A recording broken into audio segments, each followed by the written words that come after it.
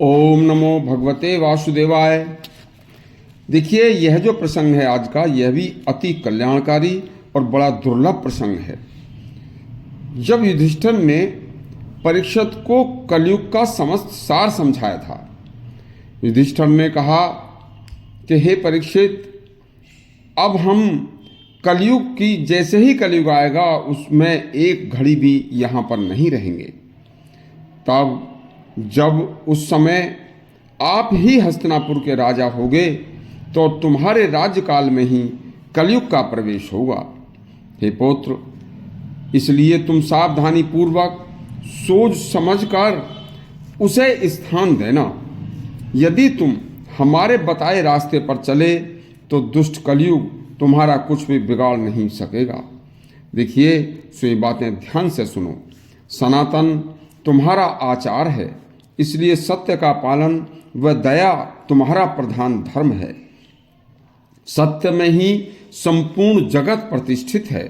दूसरों का धन हरने की चेष्टा तथा दूसरों की स्त्रियों से संसर्ग और अपने अति विश्वास पात्र से अविश्वास करना, ये तीनों दोष जीवन काल का नाश करने वाले होते हैं। और यह कलयुग के प्रभाव में चहु और विश्वास और जो मैंने बातें बताई हैं अविश्वास में परिणत होकर हर मनुष्य में विद्यमान होंगी।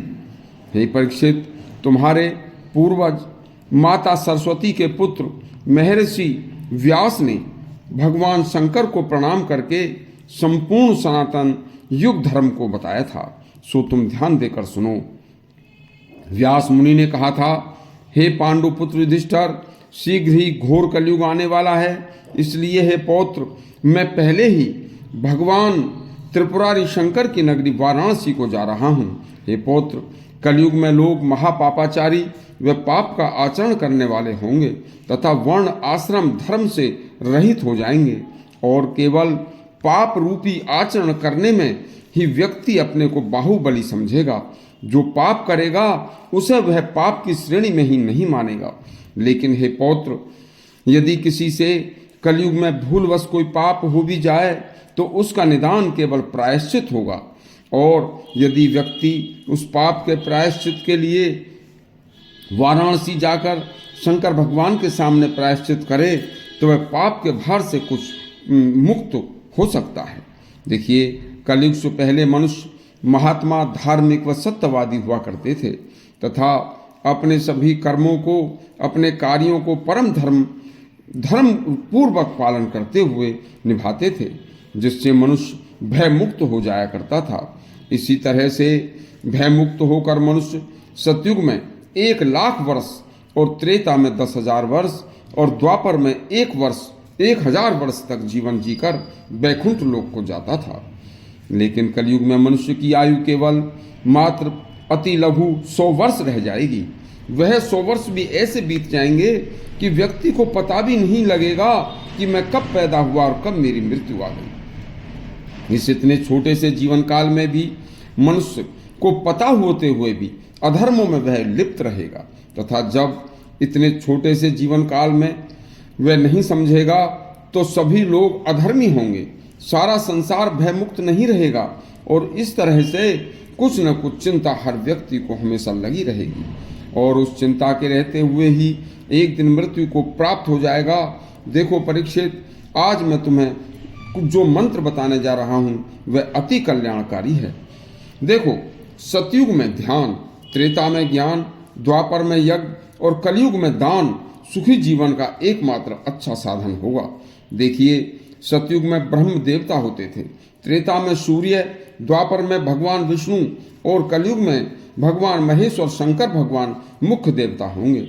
वैसे भगवान शंकर सभी युगों में पूजे जाते रहे हैं।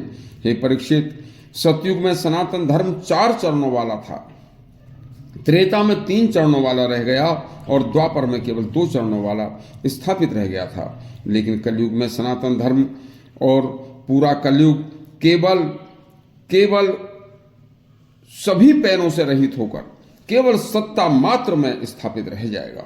देखो, सतयुग में स्त्री पुरुष के संयोग से उत्पत्ति होती थी, मनुष्यों का जीवन हर्ष जीवन से भरा होता था।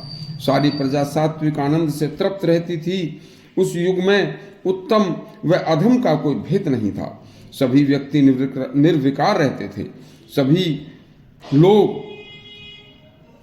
प्रजा शोक रहित रहती थी। सतयुग का जो गुण था वही ही समस्त मनुष्यों में बाहुल्य था। मनुष्य ध्याननिष्ठ तपोनिष्ठ थे। परीक्षित समस्त प्रजा निष्काम कर्म करने वाली, नित्य प्रसन्न रहने वाली थी। दुख कैसा होता है कोई जानता भी नहीं था। आज जो है प्रसंग तुम्हें सुनाया है, इसे अपने हृदय में रखना। कल तुम्हें त्रेता द्वापर के बारे में बताएंगे। यह प्रसंग भी अति कल्याणकारी है। यदि आपको अच्छा लगा हो तो हमारे चैनल को सब्सक्राइब करें और घंटी अवश्य दबाएं। धन्यवाद।